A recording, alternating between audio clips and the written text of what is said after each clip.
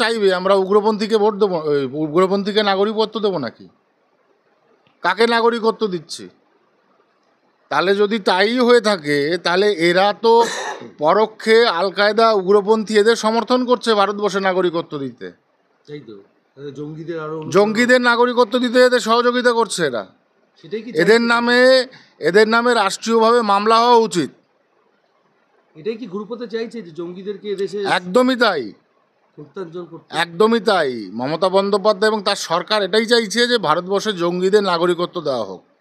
তাতে দেশের সার্বভৌমত্ব, সার্বিক যে অবস্থান, মানুষের বিকাশ, সমস্ত জায়গাতে সমস্যা।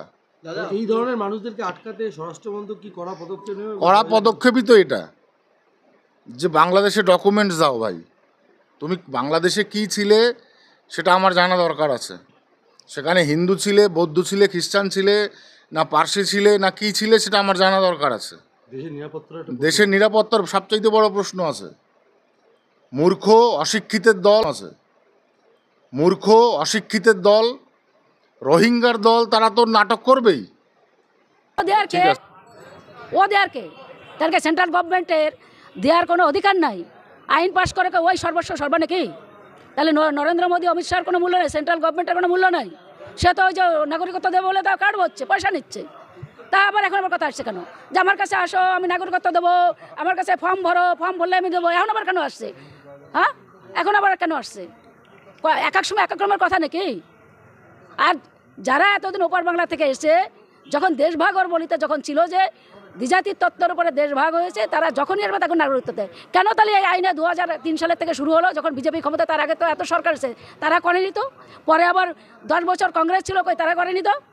তাহলে আবার যখন 2019-এর থেকে আবার 2014 থেকে 19 শুরু হলো আবার আমাদের লড়াই, তাই তো? আবার এদের ভোট নেওয়ার সময় তো ঠিক আছে, তাহলে ভোট নেওয়ার আগে কেন করোনি?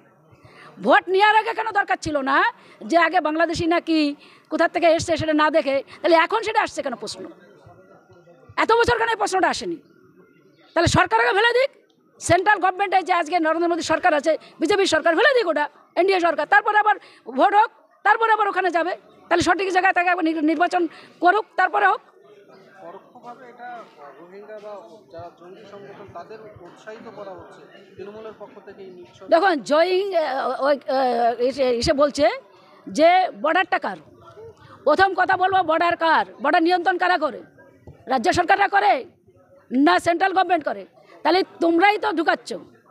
তাহলে তোমরাই তো, আমরা বলবো যে ওরাই, নরেন্দ্র মোদীর, অমিত শাহ ঢুকাচ্ছে।